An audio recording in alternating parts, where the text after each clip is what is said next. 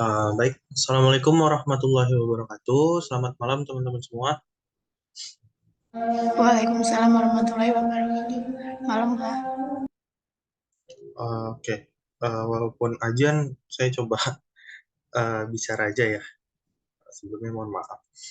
Nah, pada kesempatan kali ini kita akan membahas sediaan steril ya teman-teman. Karena kemarin kita udah bahas semi solid terakhir. Nah, di sediaan steril ini akan ada beberapa yang tentunya akan jadi soal-soal ujian masuk.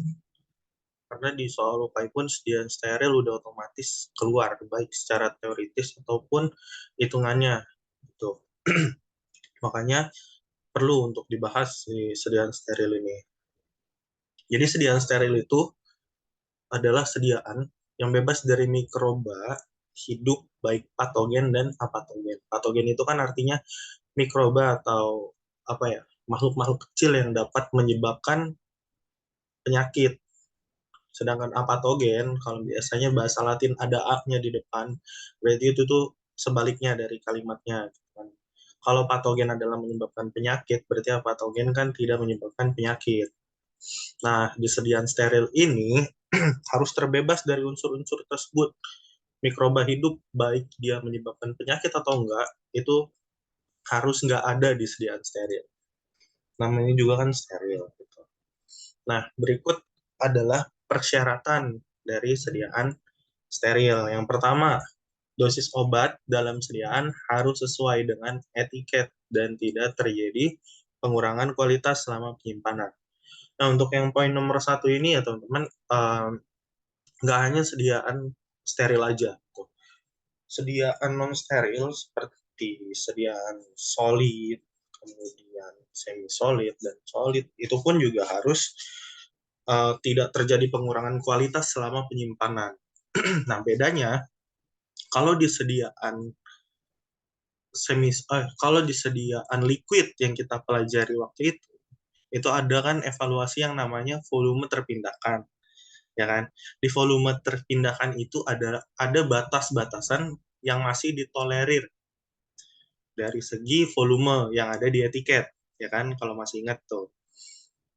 Ada syarat-syaratnya. Tahap pertama, cuman boleh satu botol kurang dari 95%. Nah, sedangkan si sediaan steril, kalau merujuk pada keterangan yang ada di persyaratan ini, itu harus mutlak atau harus sesuai dengan yang ada di etiket. Jadi kalau misalkan di etiketnya tertulisnya 100 mili, ya 100 mili, nggak boleh kurang, nggak boleh lebih. Seperti itu. Yang kedua, penggunaan wadah yang cocok dan tidak terjadi interaksi antara obat dengan material dinding wadah. Kemudian yang ketiga juga tersatukan tanpa terjadi reaksi. Nah, teman-teman, poin kedua sama poin ketiga ini sebenarnya satu kesatuan. Yang kita bahas waktu kita bicara soal preformulasi. Dalam melakukan preformulasi, kita juga harus mencari tahu apakah zat aktif yang kita gunakan itu mengalami inkompatibilitas atau ketidaktercampuran atau reaksi juga. Itu kan kita harus cari tahu juga kan pas preformulasi. Nah, di poin 2 dan 3 ini termasuk hal tersebut. Jadi si zat aktif dan eksipien yang kita gunakan yang di poin kedua itu nggak boleh ada interaksi sama material dinding wadah. Pertama itu. Kemudian yang poin ketiga tersatukan tanpa terjadi reaksi. Nah, sebenarnya poin 2 sama poin 3 intinya adalah zat yang kita gunakan harus kompatibel. Kompatibel terhadap wadah dan dengan eksipiennya. Seperti itu, teman-teman. Nah, kemudian yang poin keempat, bebas bakteri dan pirogen. Nah, pirogennya di garis merah ini. Chania Putri Afriyadanti. Kira-kira pirogen tuh definisinya apa ya?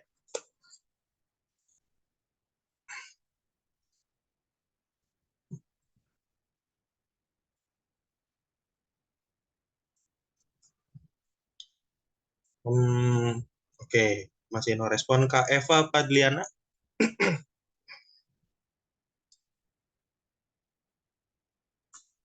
Iya Kak. pirogen tuh apa ya, Kak?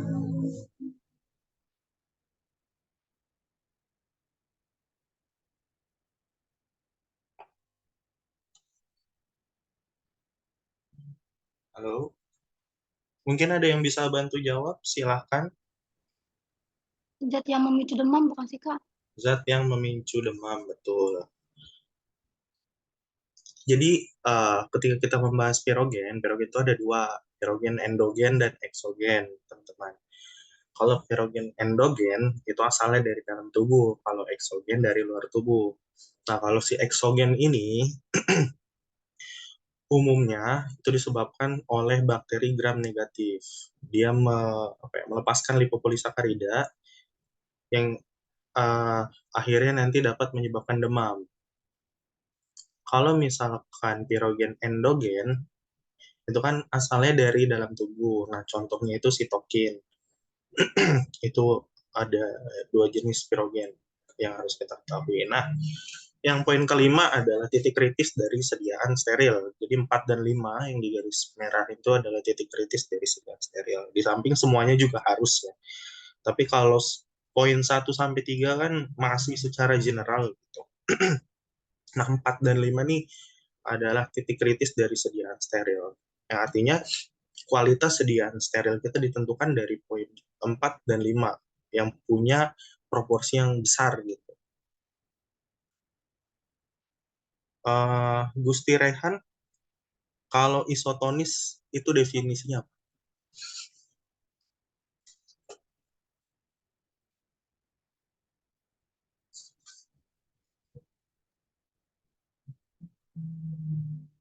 Oke, masih no respon. Halo? Nggak ada suaranya, Gusti Rehan. Udah di unmute sih, tapi nggak ada suaranya. Oke, di mute aja nggak apa-apa. Kalau emang masih mau jawab, nanti bisa diketik lewat chat. Kita ke Hasan. Apa yang dimaksud dengan isotonis?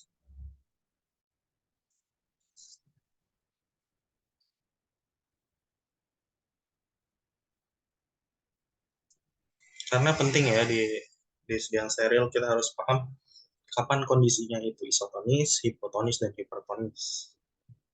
Kemudian Kak Heni Muslihah,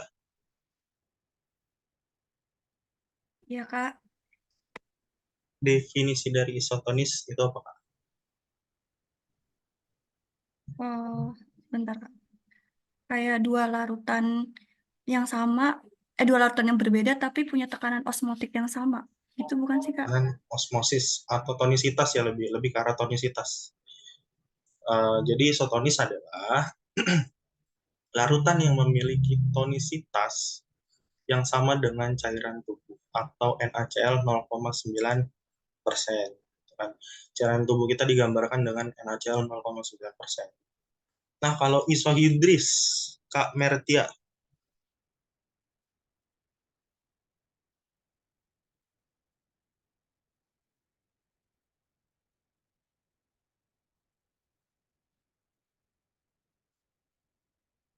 oke. Kak Nadila,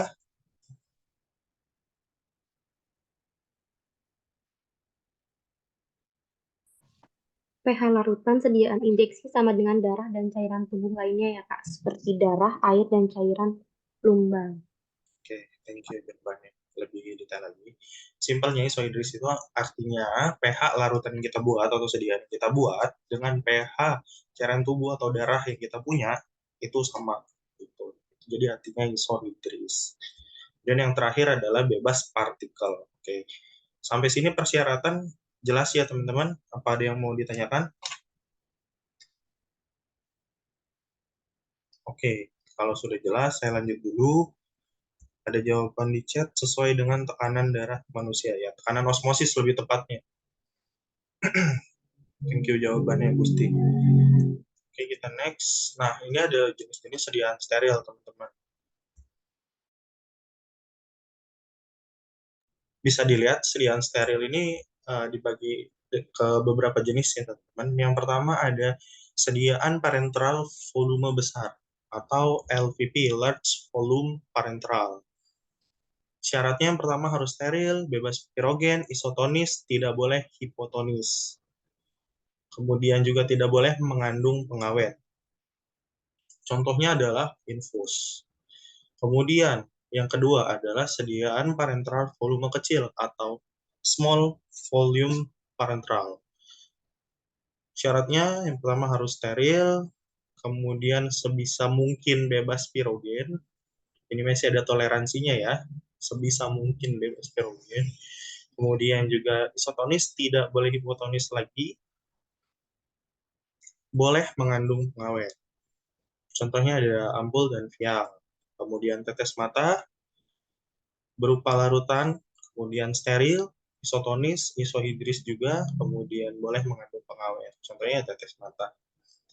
Kemudian salep mata, steril, basis harus vaselin flavum, tidak boleh album.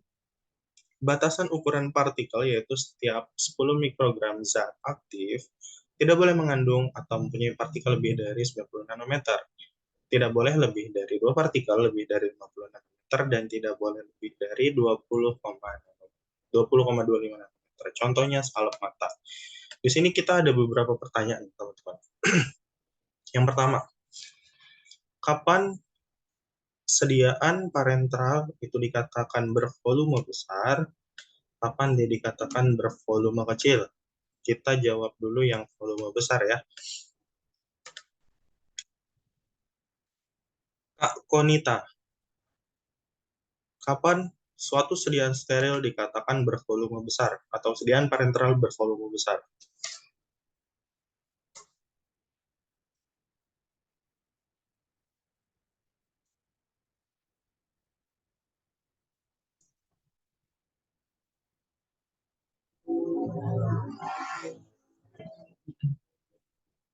Syafiq Kadafi. Syafiq, halo. Oke. Masih belum stay mungkin. Yasmin Alia Utami.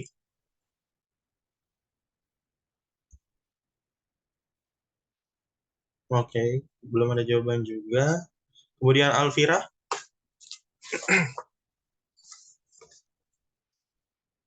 Siapa aja yang bisa jawab? Silakan. Kapan suatu sediaan parenteral dikatakan bervolume besar, kapan dia dikatakan bervolume kecil? Izin jawab, Kak. Ya, silakan, Hasan. Eh, apa namanya? Sediaan parenteral dinyatakan bervolume besar itu karena dia tidak boleh mengandung pengawet. Jadi boleh Terus mengandung pengawet. Oke, yang sediaan volume kecil itu yang boleh mengandung pengawet. itu dari persyaratannya. Oke, thank you Hasan. Ini boleh mengandung pengawet, ini tidak boleh mengandung pengawet. Oke, dari persyaratan masuk. Tapi dari segi basicnya ya Hasan, kalau syarat mungkin itu juga termasuk, cuman itu lebih dalam lagi. Nah, kita bahas di kulit luarnya dulu. Ya, dari apa namanya redaksi tulisannya, si sediaan parenteral ini kan dibagi dua, ada volume besar dan volume kecil. Ini udah jelas, volume artinya menyatakan sesuatu yang bisa terukur, ya kan? Nah, kira-kira berapa nih volume si sediaan parenteral dikatakan volumenya besar? Dan berapa si sediaan parenteral dikatakan volumenya kecil? Ayo, silakan yang bisa jawab.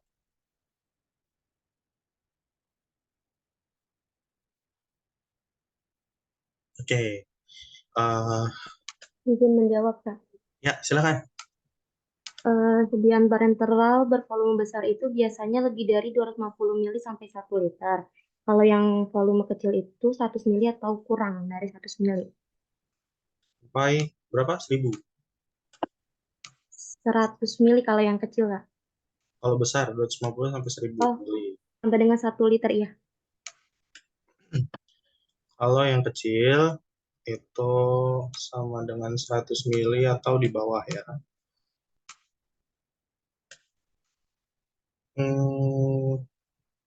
Ini. Nah, oke, thank you Nadila jawabannya perfect. kalau yang saya pahamin sejauh ini, untuk si sediaan parenteral volume besar, keterangannya itu adalah di atas dari 100 mili. Dia di atas 100 mili udah masuk 101, ke atasnya itu udah masuk ke volume besar. Kemudian kalau sediaan parenteral volume kecil, benar yang tadi dikatakan Nadila, itu sama dengan 100 atau lebih kecil. Nah, itu lebih kena. Oke, thank you teman-teman yang udah berpartisipasi untuk menjawab dan mencari. Semoga bisa ngebantu nanti di ujian masuk. Kemudian kita next teman-teman. Pertanyaan berikutnya adalah, ketika kita bikin salep mata, basis yang digunakan haruslah Vaseline Parfum, tidak boleh Vaseline Album. Kenapa kira-kira? Silakan yang bisa jawab.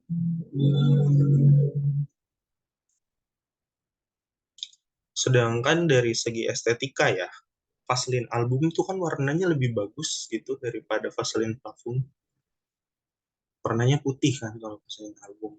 Kenapa harus pakai yang kuning gitu? Ada yang bisa jawab? Clue-nya ada di warna tadi ya teman-teman. Ini langsung saya bantu paparkan aja. Untuk memperoleh Vaseline Album dalam prosesnya, itu Vaseline Parfum mengalami proses bleaching atau diputihkan. Tentunya proses bleaching itu kan pakai senyawa kimia, ya kan? Dikhawatirkan kalau kita pakai Vaseline Album, ada senyawa kimianya di situ, bereaksi dengan organ tubuh kita. Makanya yang harus digunakan adalah Vaseline Parfum, Vaseline yang paling murni. Seperti itu. Oke, kita next lagi ya teman-teman. Sejauh ini dari jenis-jenis sediaan tes steril, ada yang mau ditanyakan? Belum ya? Oke, saya lanjut dulu.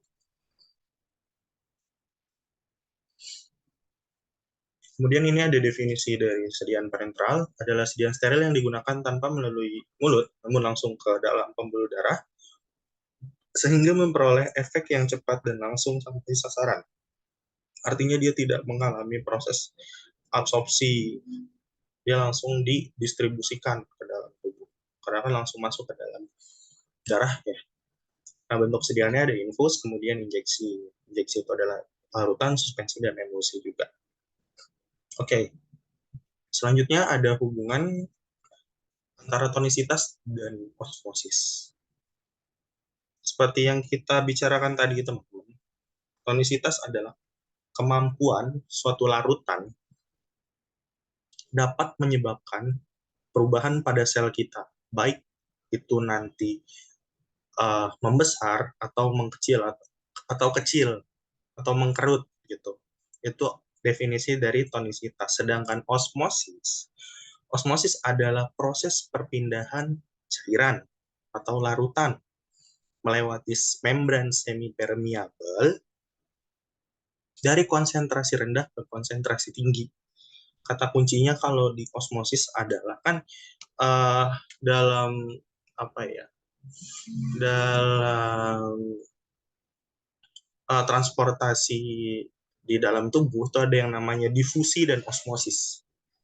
Kalau difusi itu kan perpindahan zat terlarut ke pelarutnya, itu namanya difusi, atau ke seluruh bagian tubuh itu difusi.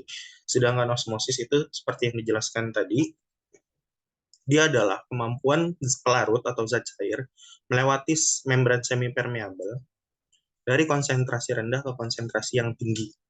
Itu hubungannya antara tonisitas dengan osmosis. Nah, kita akan bahas lebih detail hubungannya. Tonisitas itu kan kemampuan suatu larutan. Kita punya larutan di sini. Anggaplah ini cairan kita atau sediaan kita. Larutan ini dia punya kekuatan atau kemampuan.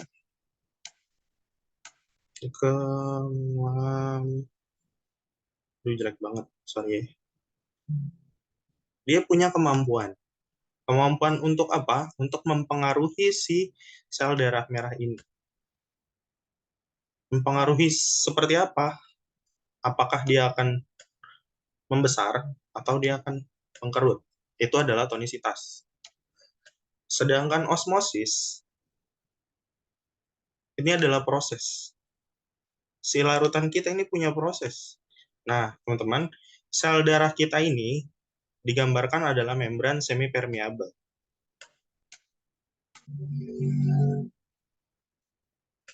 Membran. Nggak pakai mouse-nya, jadi jelek tulisannya. Saya singkat ya, permeable. Membran semi-permeable.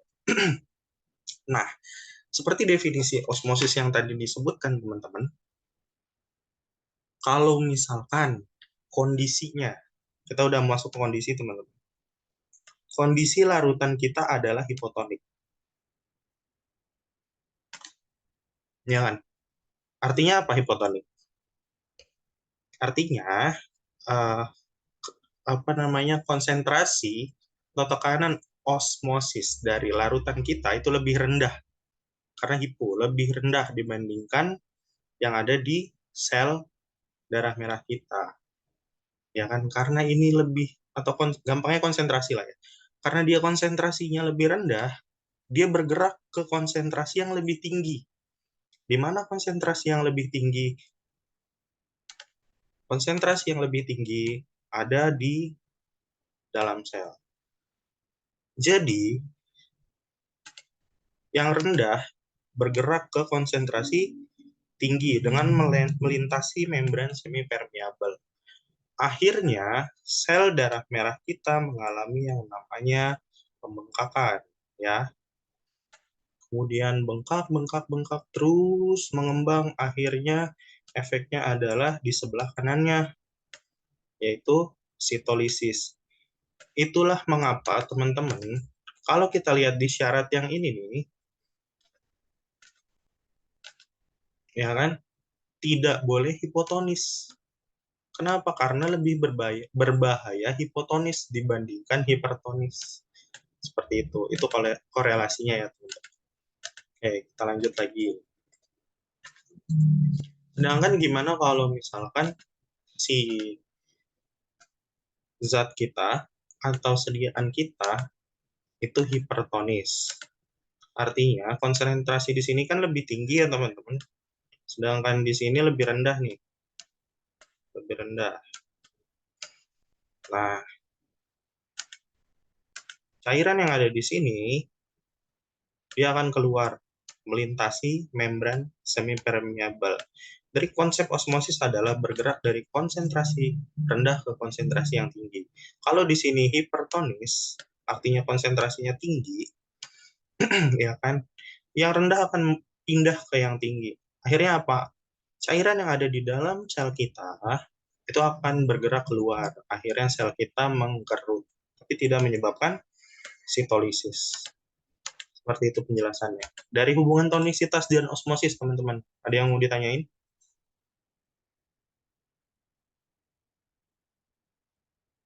Oke, saya anggap jelas kalau begitu. Nah, ini definisi dari isotonis. Isotonis adalah jika suatu larutan konsentrasinya sama besar dengan konsentrasi dalam sel darah merah, sehingga tidak terjadi pertukaran cairan. Itulah. Maka larutan tersebut dikatakan isotonis, ekivalen dengan 0,9% NaCl. Nah, sedangkan hipotonis, tekanan osmosisnya lebih rendah dari serum darah. Akhirnya, air akan melintas membran sel atau dinding sel darah merah yang semi-permeable, memperbesar volume sel darah merah dan menyebabkan peningkatan tekanan dalam sel. Tekanan yang lebih besar menyebabkan pecahnya sel-sel darah merah. Peristiwa demikian dikenal dengan hemolisis. Kemudian, kalau hipertonis itu tekanan osmosisnya itu lebih tinggi dari serum darah, menyebabkan air keluar dari sel darah merah melintasi membran semi-permeable, mengakibatkan terjadinya penciutan atau mengkerut sel-sel darah merah. Peristiwa demikian dikenal dengan nama plasmolisis.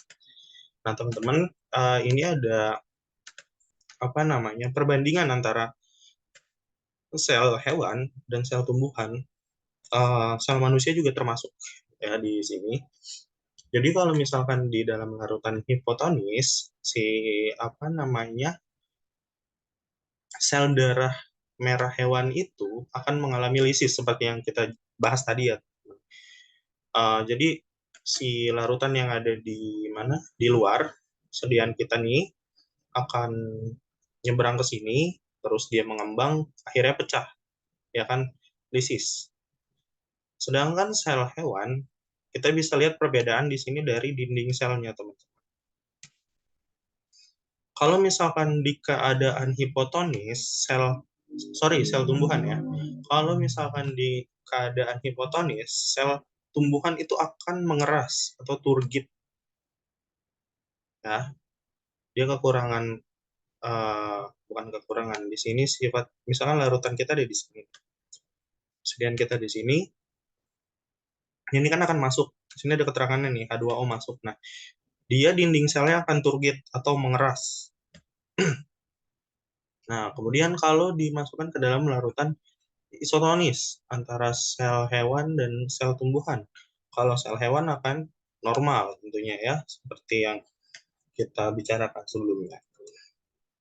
Sedangkan si sel tumbuhan ini akan terjadi keluar masuk H2O. Di sini dinding selnya itu akan mengalami pelembekan atau melembek gitu loh. Ini kan kalau turgid kan keras, nah flaccid itu lembek gitu kan. Nah, sedangkan kalau di dalam larutan hipertonis, jadi ini kan larutan kita, kemudian kondisinya hipertonis, berarti kan yang di dalam membran sel akan keluar ya. Seperti yang digambarkan di sini, dia akan keluar. Akhirnya akan mengerut selnya, itu kalau sel hewan. Nah, kalau sel tumbuhan dia akan mengalami plasmolisis atau keluarnya membran sel. Ini yang hijau-hijau, sorry. Yang hijau-hijau adalah membran sel. Nah, kalau misalkan di dalam larutan hipertonis, membran selnya akan keluar. Akan mengalami yang namanya plasmolisis. Seperti itu, teman-teman. Nah, selanjutnya kita masuk ke teknik pembuatan sediaan steril. Nah, ini nih yang suka-suka keluar ya. Teknik-teknik, kemudian kelas-kelas ruangan, eksipien, gitu-gitu yang akan keluar.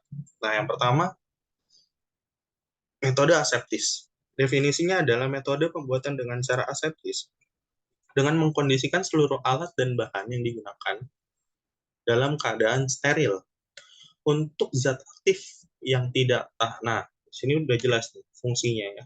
Jadi kalau misalkan nanti metode sterilisasi yang digunakan untuk bahan yang tidak tahan terhadap panas dan lembab, itu udah pasti bisa jawab ya, jawabannya adalah aseptis. Nah, untuk pengerjaannya ruang aseptis sebenarnya full di sini teman-teman. Di ruang kelas A. Ruang kelas A itu apa? LAF atau laminar airflow. Laminar airflow itu masuk ke kelas A.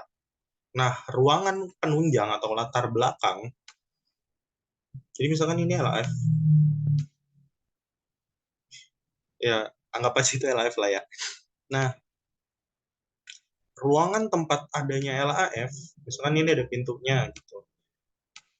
Nah, ruangan tempat adanya LAF ini itu disebut kelas B. Seperti itu. Itu maksud dari latar belakang ruangan.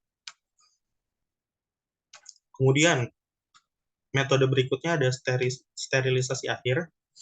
Metode pembuatan dengan cara aseptik adalah dengan mengkondisikan, oke, ini sepertinya salah ya. Sterilisasi akhir, teman-teman, artinya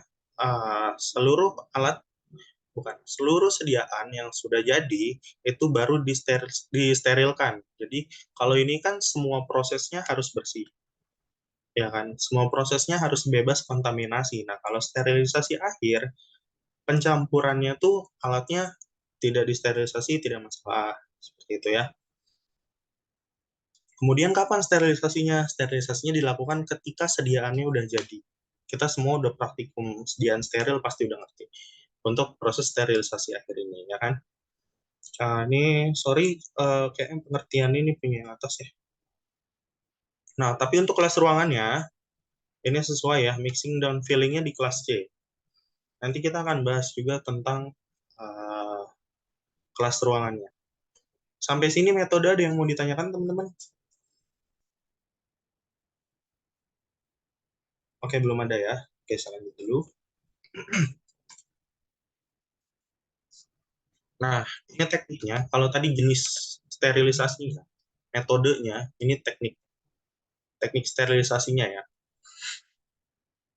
Yang pertama adalah dengan panas basah.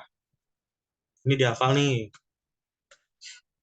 Panas basah itu menggunakan alat yang namanya autoclave, ya kan? Untuk metode sterilisasi akhir, aplikasinya kemudian untuk zat yang tahan panas dan lembab. Karena kan di bawah dari autoclave itu ada air ya, yang nanti akan ditangas gitu kan.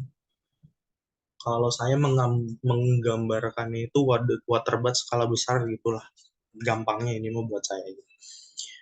Jadi di bawahnya ada air, kemudian ada jaring-jaringnya gitu. Nah, alat-alat kita atau sediaan kita nanti dimasukkan ke dalam autoclave, di setting suhunya 121 derajat selama 15 menit.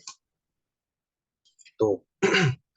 Kemudian selanjutnya ada panas kering atau oven. Oven itu kan suhunya 180 derajat. Kemudian waktunya adalah 2-3 jam. Makanya waktu itu untuk sterilisasi alat-alat praktikum yang nggak ada skalanya ya teman-teman, biasanya kita pakai oven tuh. Sebelum praktek di sterilin dulu gitu. Atau ganti-gantian untuk kelas berikutnya gitu kan. Kita nyeterilin alat kelasnya dia nyeterilin alat selanjutnya gitu-gitu deh. Nah, untuk aplikasinya, dia untuk zat yang tahan panas, ya kan, tentulah suhunya 180 derajat gitu kan. Kemudian alat-alat non pengukuran, sama-sama tahunya kita teman-teman, kalau alat-alat pengukuran itu kan ada skalanya. Kalau pakai oven, itu suhunya kan terlampau tinggi, terus waktunya juga lama 2-3 jam. Khawatir skala yang ada di situ kan memuai gitu panjang. Jadi nanti terkait akurasi pengukurannya udah nggak pas lagi gitu. Makanya nggak boleh pakai oven kalau alat-alat yang ada skalanya. Tuh. Kemudian untuk alat-alat stainless. Kemudian untuk suspensi kering vial juga bisa di panas kering. Selanjutnya sterilisasi dengan fumigasi atau dengan gas. Gasnya yang dipakai ini dihafal, etilen oksid 800-200 mg per liter, suhunya 45-63 derajat Celcius dengan kelembapan 45%. Waktunya 1-4 jam. Aplikasinya untuk sterilisasi ruangan umumnya ya teman-teman. Kemudian juga untuk zat yang tidak tahan panas. Nah, ini jeleknya dari dengan gas. Dia meninggalkan residu. Makanya sekarang udah nggak dipakai. Rata-rata kalau mau sterilisasi ruangan umumnya pakai sinar. Gitu. Lebih sering pakai sinar sih. Karena apa ya? Itu tadi meninggalkan residu kalau misalkan pakai gas. Yang selanjutnya ada sterilisasi dengan sinar. Pakai sinar gamma kobalt 60 dosis 25 kg atau juga bisa dengan sinar UV. Tapi lebih bagus pakai yang sinar gamma teman-teman dibandingkan sinar UV. Aplikasinya untuk sterilisasi wadah dan sterilisasi ruangan. Kemudian UV bisa pakai sterilisasi air dan sterilisasi ruangan. Biasanya kalau untuk air-air ini drink water, air-air minum gitu, nanti dari kita udah paham kan sistem pengolahan air gimana gitu yang ada di industri. Nah, dari sistem pengolahan air itu nanti di kerannya biasanya kalau untuk drink water ya, air untuk minum, itu ditaruhin yang namanya sinar UV. Gunanya apa? Untuk melakukan sterilisasi air tersebut di akhir ya, sebelum masuk ke wadah. Tuh. Selanjutnya ada filtrasi. Membran filter kurang dari 0,22 mikrometer atau kurang dari 0,45 mikrometer. Aplikasinya untuk metode aseptis, kemudian juga untuk zat yang tidak tahan panas. Nah, ketika kita melakukan atau membuat sediaan steril dengan metode aseptis, tentu kita akan melakukan yang namanya proses filtrasi, itu udah mutlak. Nah, di sini membrannya ada dua, teman-teman. Perbedaannya apa? Ada yang bisa bantu jawab?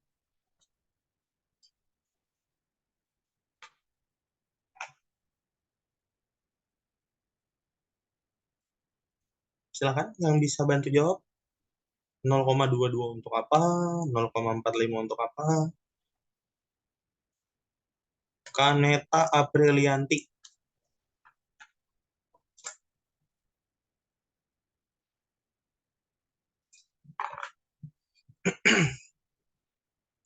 Oke, Kak Yasmin Alia Utami.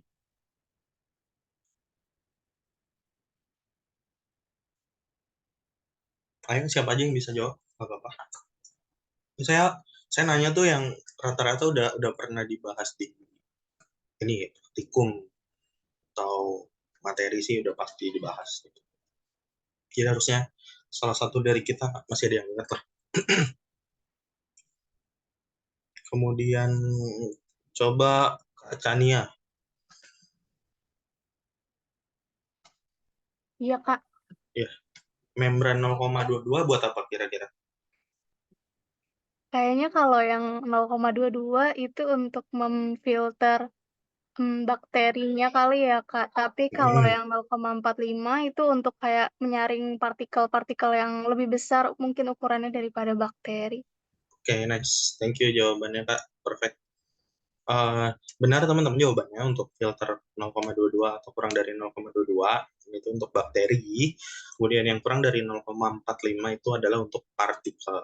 Tentunya partikel sama bakteri rata-rata lebih besar partikel ya. Oke, itu. Dari teknik sterilisasi dan aplikasinya ada yang mau ditanyakan, teman-teman?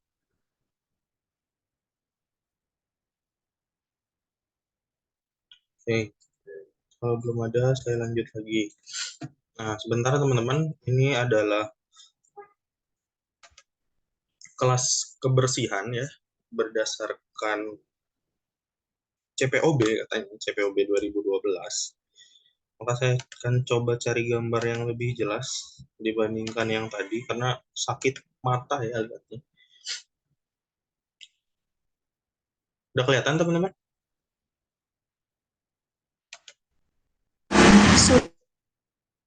Oke, sudah ya. Thank you. Nah, ini adalah kelas kebersihan dari ruangan yang tadi kan dibahas cuma sekilas ya. Untuk aseptis, pengerjaannya adalah di kelas A, yaitu dengan latar belakang kelas B. Kemudian untuk sterilisasi akhir, itu dilakukan di ruang kelas C, baik mixing dan filling, ya teman-teman. Oke.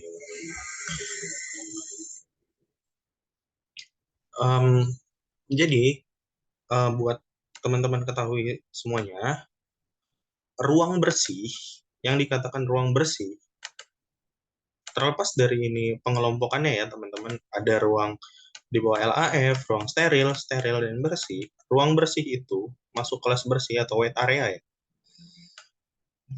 adalah kelas A sampai kelas D. Selebihnya bukan kelas bersih, bukan ruang bersih. Ya, kita bahas dulu yang kelas kebersihan A. Di bawah aliran udara laminar atau LAF ya, laminar airflow.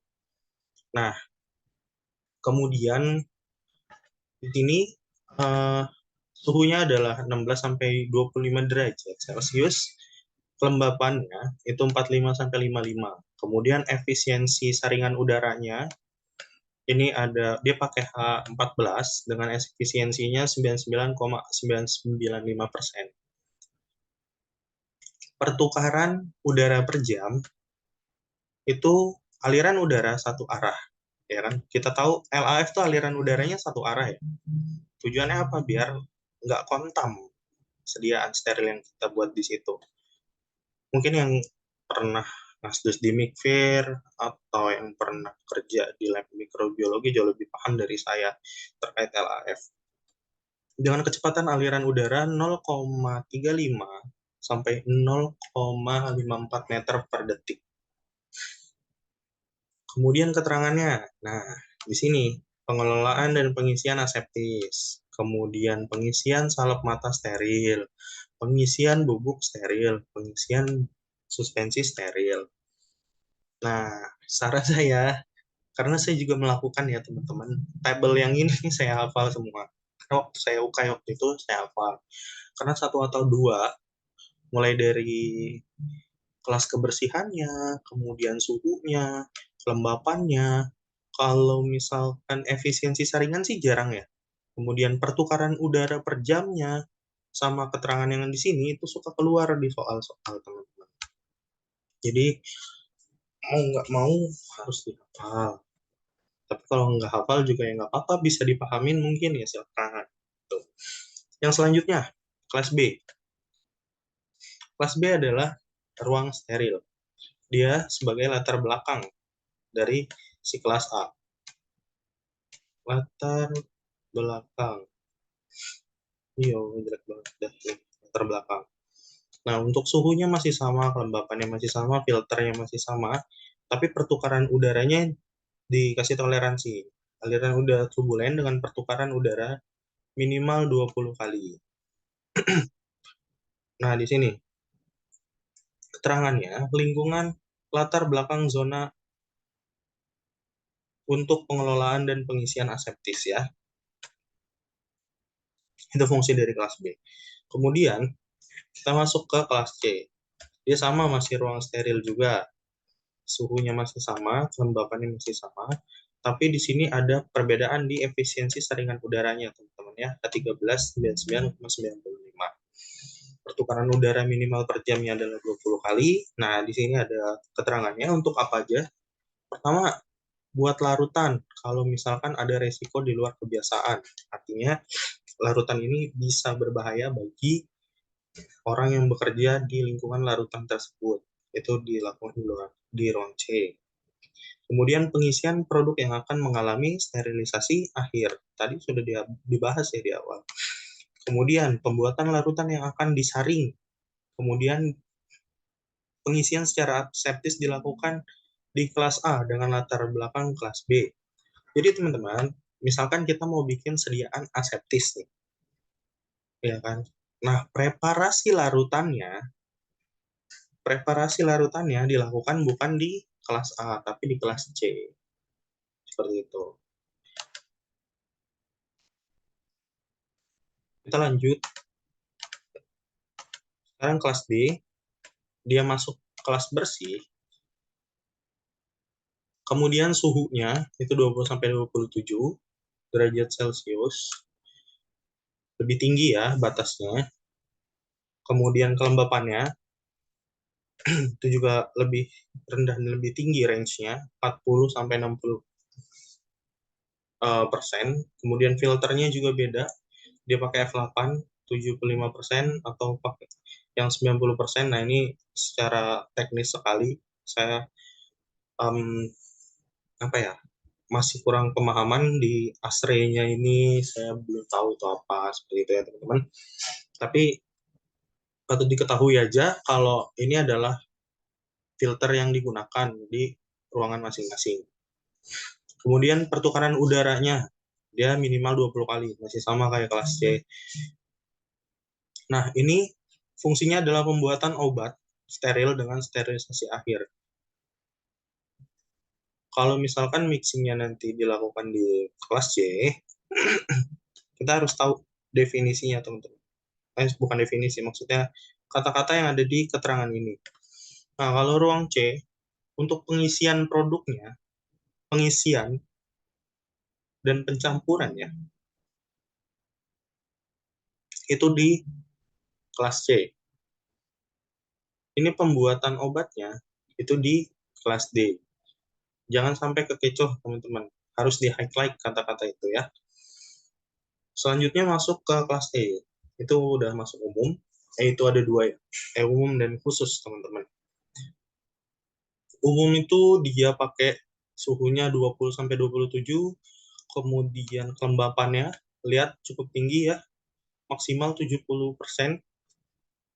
Kemudian ini saringan yang digunakan. pertukaran udaranya 5-20 kali per jam. Nah, dia untuk ruang pengolahan pengemasan primer obat non-steril, pembuatan salep, kecuali salep mata. Kalau salep mata, kira-kira buatnya di mana, teman-teman?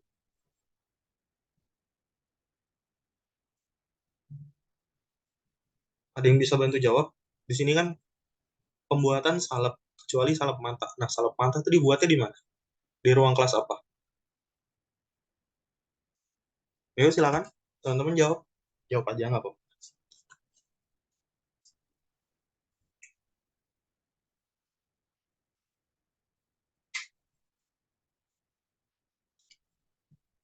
Kalau salep mata itu kita bikinnya di ruang kelas A ya, teman-teman. Karena kan salep mata umumnya metode yang digunakan adalah aseptis. Jadi harus di ruang kelas A.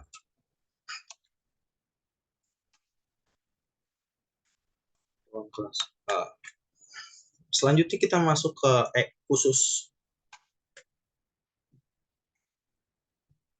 Suhunya masih sama, 20 sampai 27. Kemudian maksimal ya, maksimal 40%. Pertukaran udaranya 5 sampai 20 sama. Nah, ini fungsinya adalah pengolahan bahan higroskopis. Waktu bahas sediaan solid, kita sempat bahas vitamin C ya, teman-teman. Ada soal kan? Ada soalnya. Nah, di situ kalau bahan-bahan higroskopis termasuk vitamin C masuk ke ruang E khusus pengerjaannya. Nih, ya. Kalau nggak salah kemarin jawabannya yang paling logis adalah kelembapan di angka 25%.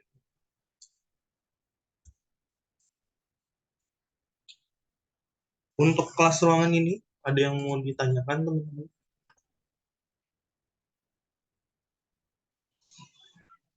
Halaman 2-nya itu, sorry, ini hanya ruang black area ya.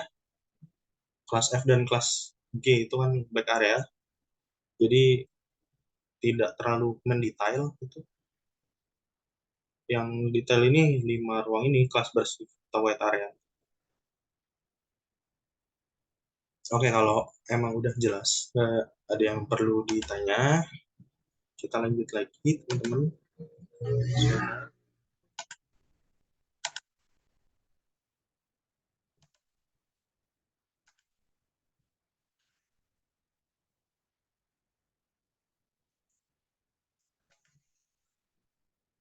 Oke, kita lanjut lagi. Nah, untuk evaluasi sediaan steril, teman-teman, ada beberapa hal yang harus dilakukan. Yang pertama adalah penetapan pH, biasa lah ya. Karena kan tadi penjelasannya harus isohidris. Artinya pH larutan kita dengan pH yang ada di dalam tubuh kita, baik itu darah atau cairan tubuh yang lain harus sama. Kemudian, seperti yang dijelaskan dalam persyaratan, tadi di awal dijelaskan, itu kan harus bebas partikel ya. Nah, makanya nanti kita akan uji partikel melayang. Biasanya kalau pakai vial, itu kita cek di kertas background hitam ya. Nanti akan kelihatan partikel melayangnya. Kemudian yang ketiga ada penetapan volume injeksi dalam wadah.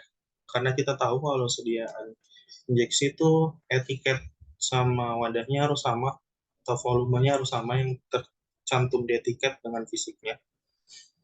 Kemudian keseragaman sediaan tentu harus dilakukan biar volumenya seragam masing-masing sediaan. Kemudian uji kebocoran. Uji kebocoran biasanya botol kita atau vial kita atau sediaan kita yang lain, baik ampul atau infus, itu dimasukkan ke dalam larutan metilen blue ya, masukin. Ntar kita angkat, kalau misalkan dia warnanya biru berarti ada kebocoran di wadah itu. Selanjutnya uji kejernihan itu sama partikulat rata-rata dicek di background biru, background hitam. Selanjutnya ada evaluasi kimia, kemudian ada uji identifikasi sama penetapan kadar. Nah, ini evaluasi biologinya. Sorry, ini kepenting. Nah, ini evaluasi biologinya, teman-teman. Yang pertama, uji efektivitas pengawet antimikroba. Kalau kita pakai pengawet, harus diuji efektivitasnya dia, ya kan? Apakah dia bisa menghilangkan mikrobanya, si pengawetnya, gitu kan? Kemudian yang kedua, uji sterilitas. Direct inoculum of culture medium dan membran filtrasi.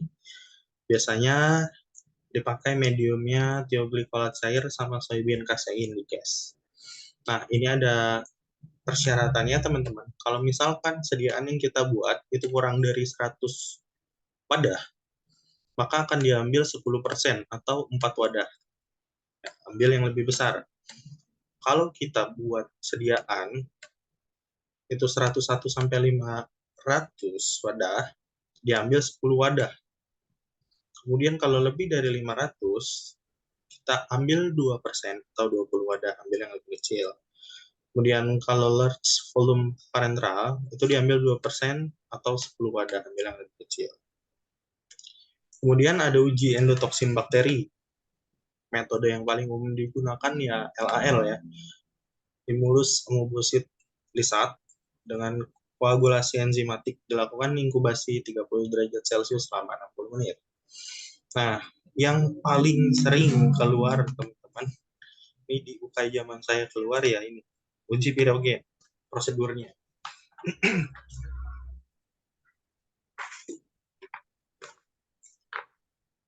Pirogen itu kan tadi kita bahas ya, substansi penyebab demam. Terutama dari bakteri gram negatif, kalau itu eksogen, ya kan, dari lipopolisakaridanya. Tesnya itu pakai kelinci atau rabbit test. Syarat awal, tahap pertama kita pakai 3 ekor. Sediaan memenuhi syarat apabila tak seekor kelinci pun menunjukkan kenaikan suhu 0,5 derajat Celcius atau lebih. Kalau kelincinya ada yang naik suhunya 0,5 apa lebih, kita masuk ke tahap kedua dengan menggunakan 5 ekor kelinci. Jadi totalnya 8 ya kan. Kalau tidak lebih dari 3 ekor dari 8, jadi cuma 3 aja nih dari 8,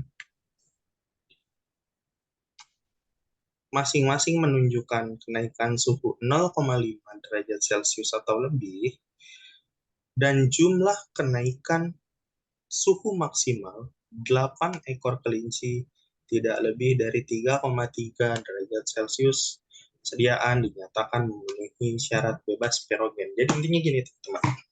Pertama kita pakai 3 kelinci. Terus kita suntikin, kalau nggak, ya suntikin biasanya. Kita suntikin sediaan kita. Kita cek suhunya nih. Kalau dari 3 ini suhunya nggak ada yang naik ke 0,5 atau lebih, artinya sediaan kita memenuhi syarat. Tapi kalau ada kelinci nih, satu aja, itu suhunya naik ke 0,5 atau lebih, kita masuk ke tahap kedua. Tambahin 5 kelinci lagi. Nah, dari 5 kelinci ini, cuman boleh 3 ekor yang suhunya naik 0,5 atau lebih. Sisanya nggak boleh. Nah, kalau dirata-ratain suhunya, semua kelinci, itu nggak boleh ada yang lebih dari 3,3 derajat Celcius. Kurang lebih seperti itu penjelasannya, teman-teman, yang untuk uji pirogen. Ada yang perlu didiskusikan atau mau ditanyakan? Oke, kebayang ya uji pirogen tahapannya. Kalau oke gitu, kita lanjut lagi, teman-teman. Nah, kita sekarang masuk ke perhitungan. Tadi secara teoritis dia steril udah semua. Selanjut, perhitungan penetapan tonisitas. Yang pertama, Ada dua metode yang sering digunakan. Pertama, metode ekivalensi NaCl atau kemudian juga pakai PTB dan terakhir penurunan titik beku. Sorry, ada 3 ya berarti. Nah, yang pertama metode ekivalensi. Cara ini dengan mengkonversikan nilai zat ke NaCl. Harga ekivalennya ditunjukkan dengan nilai E. E biasanya bisa dilihat di farmakope, daftar tonisitas NaCl. Kita langsung masuk ke rumusnya. NaCl sama dengan 0,9/100 dari mana? Ini adalah kesetaraan dengan cairan tubuh kita ya, 0,9%. Dikali volume dikurang ekivalen zat, zat aktif semua biasanya teman-teman. Ekivalen zat, kemudian beratnya berapa, dikalikan, ditambah ekivalen zat B, dikali gram zat B. Nah, di slide berikutnya akan ada contoh perhitungannya. Nah, ini contoh perhitungannya teman-teman. Untuk di soal UKAI sendiri, teman-teman, ini biasanya udah diketahui semua ya. Beratnya berapa dan ekivalennya berapa itu udah diketahui. Kemudian total sediaan yang mau dibuat juga udah diketahui, teman-teman. Jadi kita tinggal substitusiin aja ke rumusnya. 0,9/100 dikali 5 mili volumenya. Kemudian ekivalen ZA dikali 0,1, kemudian ekivalen zat B 0,25 dikali 0,05 gramnya ya kan. Bisa tinggal dihitung saja. 0,9 kali 5 dibagi 100 hasilnya segini. Kemudian dikurang 0,16 dikali 0,1 0,016. Kemudian ini ditambahkan ya. Tambah 0,016 ditambah 0,0125. Hasilnya adalah 0,0285, jadi tinggal dikurang. Nah, 0,016 gram NaCl harus ditambahkan agar isotonis. Untuk perhitungan penetapan tonisitas dengan metode ekivalensi, ada yang mau didiskusikan? Ada yang masih bingung?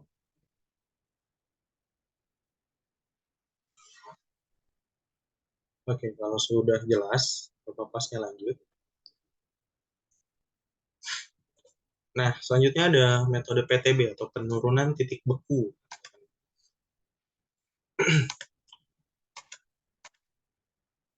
W adalah jumlah gram zat pembantu atau zat pengisotonis per 100 mili. Kemudian A-nya itu PTB zat A dalam larutan 1%. Nah, 0,25 ini dari mana? Ini udah ketetapan penurunan titik beku mutlak dari si NaCl adalah 0,52 ya teman-teman. Jadi itu udah nilai baku. Kemudian C-nya adalah konsentrasi zat A. Kemudian B-nya adalah PTB zat B dalam larutan 1%.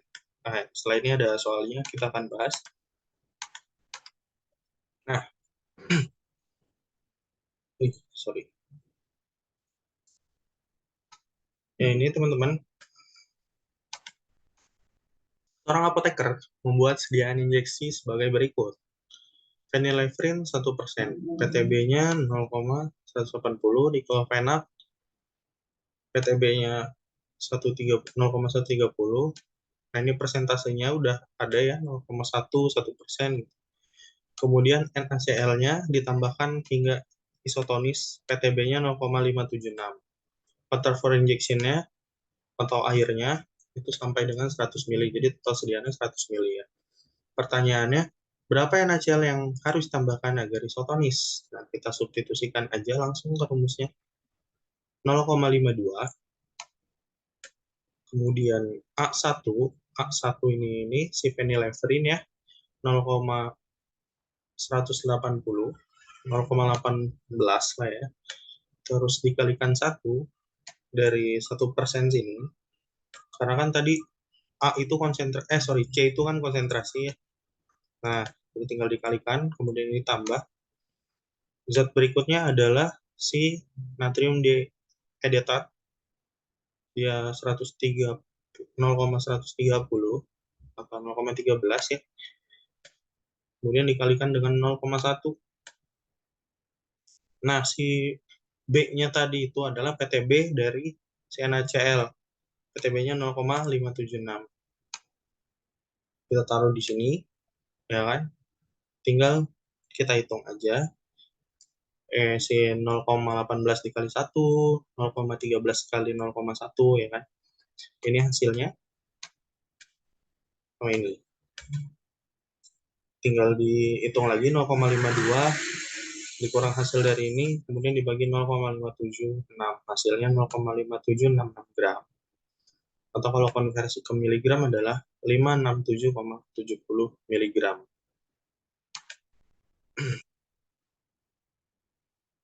Ada yang mau ditanyakan teman-teman dari perhitungan tonisitas?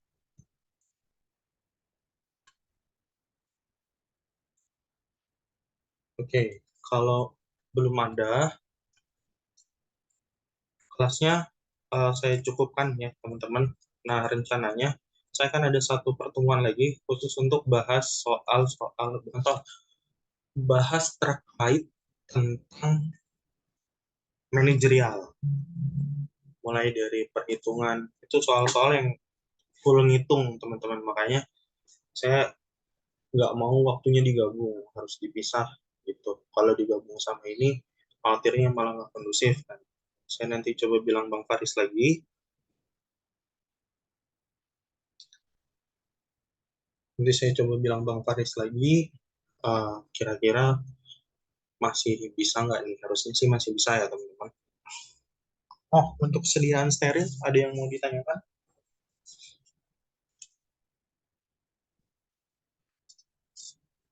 Oke, saya harap teman-teman di sini semua paham. Kalau belum paham, apa-apa, silakan ditanya lagi di grup. Saya standby di grup, ya kan? Kalau nanti saya bisa jawab, saya jawab. Kalau nggak bisa, saya pelajarin dulu, baru saya jawab. Oke, kalau emang udah nggak ada yang ditanya, terima kasih teman-teman semua. Oh iya, di materi yang saya share, materi 3, itu ada materi terkait fitokimia, teman-teman. Nah, di materi fitokimia itu, kalau saya baca tadi, isinya hafalan semua. Sebentar saya share. Isinya hafalan semua. Jadi, saya ngerasa ini bukan untuk dijelaskan ya. Bukan untuk dijelaskan, karena saya rasa teman-teman bisa untuk memahami semuanya sendiri. Bisa dilihat, uh, ini kemudian juga ini metode maserasi ya. Sini saya rasa sudah cukup jelas, tidak perlu ada penjelasan lagi. Udah ada di highlight, maserasi itu perendaman metodenya, kemudian perkolasi itu mengalirkan, Socrates itu secara kontinu atau berulang, kemudian infusa itu perendaman. Bedanya sama dekokta itu adalah bedanya adalah waktunya. Kemudian juga destilasi, tentunya kan diuapkan ya. Kemudian sama reflux, dididihkan.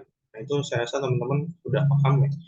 Kemudian untuk senyawa marker, ini emang pure untuk dihafal teman-teman. Jadi saya rasa untuk apa dipaparkan gitu, kalau pada akhirnya emang harus dihafal.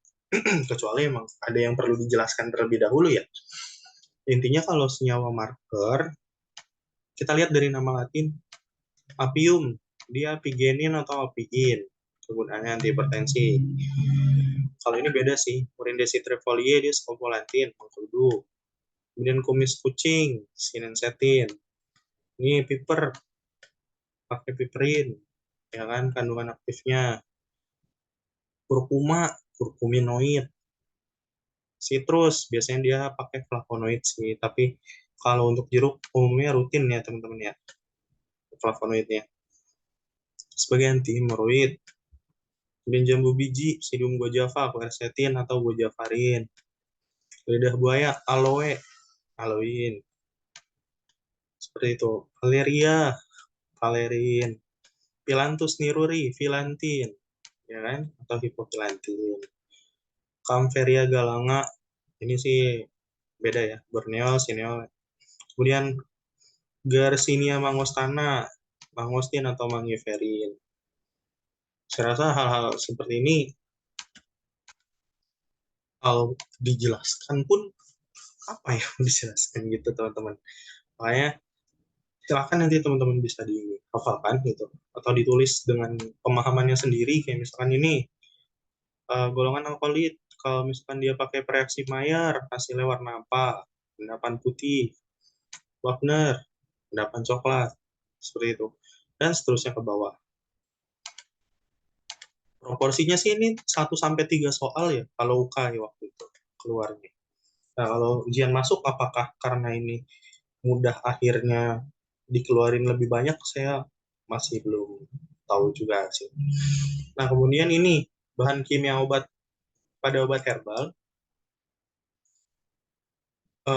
Biasanya ini udah baku ya teman-teman. Kalau Pagelino Encok biasanya kalau di pasaran ya itu yang lebih sering sih salah gunakan ya ini dexamethasone. Dexamethasone sih yang paling banyak, karena dari data Badan POM terakhir saya cek banyak banget obat-obat herbal yang mengandung BKO dexamethasone untuk anti pegal. Kemudian kalau untuk pelangsing Sibutramine bisa atau Orlistat teman-teman. Orlistat juga bisa. Dia obat anti kolesterol ya Orlistat. Efek sampingnya itu kan menyebabkan feses berminyak. Nah, digunakan di dalam sediaan herbal untuk menipu konsumen, dia tambahkan Orlistat. Selanjutnya peningkat stamina obat kuat pria udah otomatis sildenafil, rata-rata sildenafil. Kemudian kencing manis diabetes, glibenclamid dan metformin, sesak napas asma atau teofilin. Nah, terakhir-terakhir ini nih di tahun ini BPOM rilis obat diare yang herbal dengan nama yang terkenal. Saya magang di sana dulu. Udah notice ada Tapulgitnya. Dia sedianya jamu tapi kok di apa namanya batch recordnya ada Tapulgit gitu, curiga juga. Tapi baru terkuak pada tahun ini ya. Cukup tenang sih saya. Nah, seperti itu untuk yang untuk kimia teman-teman. Nah, objektifnya kita akan bahas yang ini nih, manajemen farmasi. Kita butuh waktu sekitar 2 jam cukup ya, 2-3 jam karena ini soalnya hitungan gitu. Dan di bawahnya ada penjelasan lagi terkait farmakoekonomi. Perlu waktu yang khusus teman-teman, nggak bisa dicampur. Nah, di pertemuan berikutnya rencananya saya akan bahas yang seperti itu. Ya udah, kalau misalkan nggak ada yang ditanyakan lagi ya teman-teman, nanti saya coba ajukan satu kali pertemuan lagi. Itu saja dari saya, kurang lebihnya mohon maaf. Assalamualaikum warahmatullahi wabarakatuh. Waalaikumsalam warahmatullahi wabarakatuh. Terima kasih, Kak. Waalaikumsalam warahmatullahi wabarakatuh. Terima kasih, Kak. Nah, sama-sama teman-teman.